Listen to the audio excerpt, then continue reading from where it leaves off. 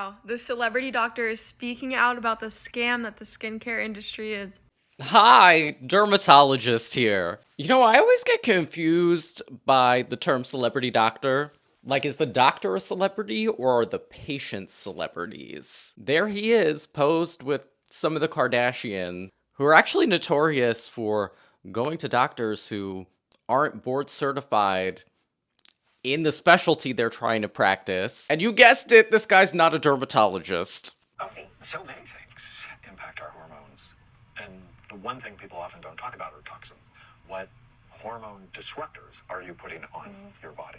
We need to get something out of the way once and for all with the concept of endocrine disruption. This is not a real thing that's been seen from personal care products in humans. This is a phenomenon that's been observed when you dump huge amounts of these ingredients on cells in a dish. You can only extrapolate so far from that data. People aren't looking at the labels and looking for things like parabens and phthalates and fragrance. And it's crazy, the impact. I mean, just last year, the FDA took off a number of sunscreens, like Johnson & Johnson, Banana Boat, because they found they cause cancer. I hope he stretched before he made that leap. I believe what he's talking about is when Valashore Labs reported that they found benzene in certain commercially available sunscreens. A few things about that. The benzene was found as a contaminant. Valashore Labs is not really a reliable source of information, so we don't even really know if their findings are correct. Three, saying that there's a contaminant in products does not mean that you can say that those products cause cancer. And five, the FDA did not issue a recall for these products. The brands themselves voluntarily recalled them out of an abundance of caution. You put poison on your skin, so whatever you put on your skin goes in your body, affects your body, becomes your body. And we're living in this toxic soup where what I'm seeing with young males is an epidemic of low testosterone. Why do young males have low testosterone? Because they're being poisoned. And I often say the dermatologist won. They made us afraid of this. Again, the dose makes the poison. Anything could be toxic in the right amount. Do things get absorbed percutaneously? Yeah, but not at high rates. I also find it funny that more and more of these fearmongers are using, like, essentially emasculation as a way to scare people. Either men are having lower sperm counts, low testosterone, or I've heard another person say that chemical sunscreens are gender benders. Really smacks of transphobia. And fragile masculinity. The dermatologists won. Oh man, I wish we did. But have you been looking at those skin cancer rates? People aren't really staying out of the sun at high rates. And I and most other dermatologists aren't telling people to fear the sun. We're just telling them to practice sun safety.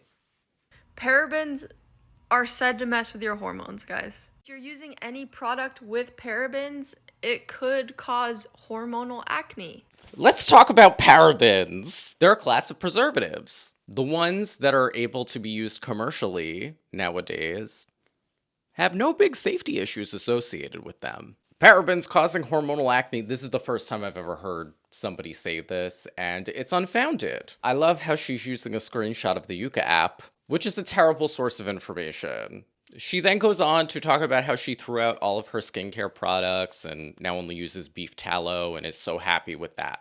Let me tell you why demonizing specific ingredients like parabens when we have no reason to is dangerous. Parabens are preservatives. You need preservatives in skincare products, otherwise microbes grow on them and those can cause skin infections, it could degrade the product, etc. Parabens are not the only preservatives out there, but they've been around a really long time. They have a great safety profile and they have very low levels of allergenicity, so not many people become allergic to them. There was a paper published in the early 2000s where they looked at breast tumors and they found that some parabens were present in the tumors and then made this huge jump that parabens cause breast cancer. There are so many issues with claiming that from what they did. One, it was not a study. 2, they didn't compare it to normal breast tissue. 3, correlation doesn't equal causation anyway.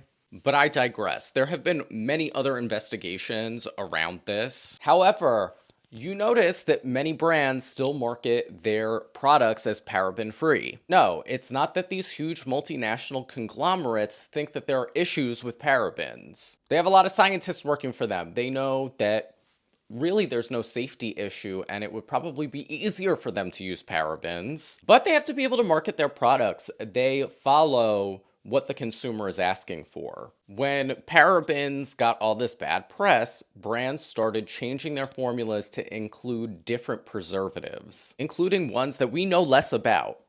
One class of preservatives includes 2 molecules, one called methyl isothiazolinone and another called methylchloroisothiazolinone, which became widely used after parabens were taken out of many products. We didn't know as much about them, and soon found out that they were very allergenic and gave many people really bad contact dermatitis. You would find this preservative in a lot of personal care products, hair care, baby wipes, laundry detergent. Beyond just allergenicity, we have way less safety data about molecules like that. But since parabens became the boogeyman, that's what companies have to work with. I think the takeaways from this should be to go to the trusted experts. If people are saying crap like this, ask them why. Because she doesn't know what she's talking about. And then she uses a guy who doesn't know what he's talking about either as her justification. It's like the dumb leading the dumb out here. If something feels fearmongery, it probably is.